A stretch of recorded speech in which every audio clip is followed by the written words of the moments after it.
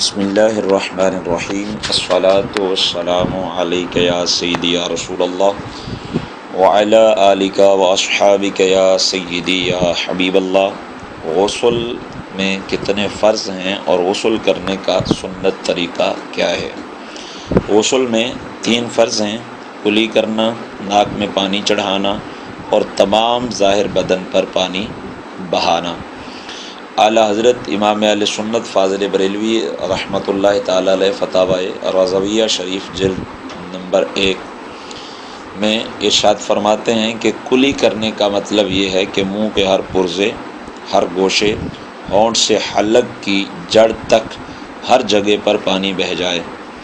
اکثر لوگ کہ تھوڑا سا پانی منہ میں لے کر اگل دینے کو کلی کہتے ہیں، اگرچہ زبان کی جڑ اور حلق کے کنارے تک نہ پہنچے یوں غسل نہ ہوگا۔ نہ اس طرح نہانے کے بعد نماز جائز، بلکہ فرض ہے کہ داڑھوں کے پیچھے، گالوں کی تہہ میں، دانتوں کی جڑ اور کھڑکیوں میں، زبان کی ہر کروٹ میں اور حلق کے ہر کنارے تک پانی کو پہنچایا جائے اور بہایا جائے۔ دوسرا فرض ہے ناک میں پانی ڈالنا، یعنی دونوں نتنوں کا جہاں تک نرم جگہ ہے دھلنا، کہ پانی کو سونگھ کر اوپر چڑھائے، بال برابر جگہ بھی دھلے سے رہ نہ جائے ورنہ غسل نہ ہوگا۔ ناک کے اندر گرد و غبار اگر جم کر سوکھ گئی ہو تو اس کا چھڑانا فرض ہے۔ ہر بال کی جڑ اور ہر بال کا سرا اس کو تر کرنا فرض ہے۔ نیز ناک کے بالوں کو اچھے طریقے سے اور ناک کے اندر کے حصے کو اچھے طریقے سے دھونا فرض ہے۔ اور تیسرا فرض ہے تمام ظاہر بدن پر پانی بہانا، سر کے بالوں سے پاؤں کے تلووں تک جسم کے ہر پرزے، ہر رونگٹے پر پانی کا بہہ جانا یہ فرض ہے۔ اگر بال کی نوک کے برابر بھی سارے جسم میں کوئی جگہ خشک رہ گئی، تر نہ ہوئی، تو غسل ادا نہیں ہوگا۔ غسل کا سنت طریقہ فتاوی ہندیہ سے پیش خدمت ہے کہ غسل کی نیت کر کے پہلے دونوں ہاتھ گھٹنوں تک دھوئے جائیں 3 مرتبہ، پھر استنجے کی جگہ کو دھویا جائے، خواہ نجاست لگی ہو یا نہ لگی ہو اس کو دھویا جائے، پھر بدن پر جہاں کہیں نجاست ہو اس کو دور کر کے پھر نماز کا سا وضو کر کے پاؤں نہ دھوئیں۔ ہاں، اگر چوکی یا تختے یا پتھر وغیرہ پر نہا رہے ہیں تو پاؤں بھی دھو لیں، پھر بدن پر تیل کی طرح پانی کو چپڑ لیں۔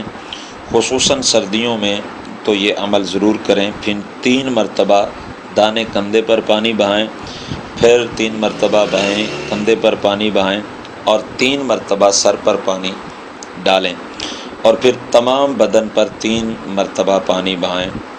اور جب آپ سارے بدن کو 3 مرتبہ دھو چکیں تو غسل کی جگہ سے الگ ہو جائیں۔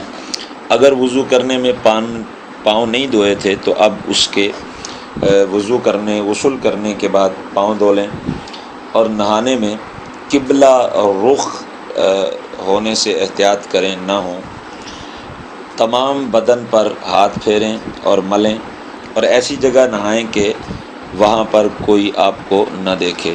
اگر یہ نہ ہو سکے تو ناف سے لے کر گھٹنے تک کے اعضاء کا چھپانا ضروری ہے، لہذا جس حصے کو ستر عورت کہا جاتا ہے اس کو ڈھانپ کر کسی موٹے کپڑے سے کہ بدن کی رنگت نظر نہ آئے تو پھر جو ہے وہ غسل کریں۔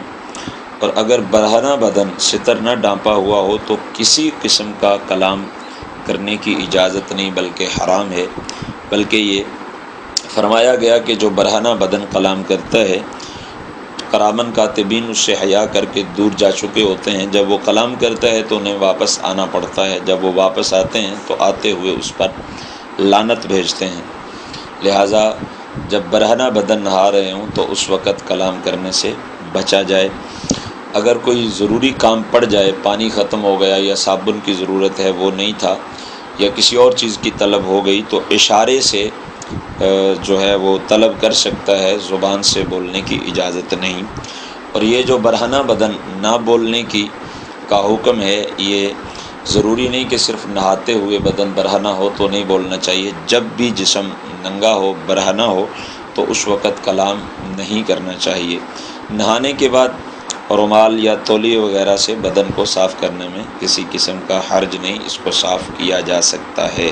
اللہ اعلم عز و جل و رسولہ اعلم صلی اللہ تعالی علیہ وسلم۔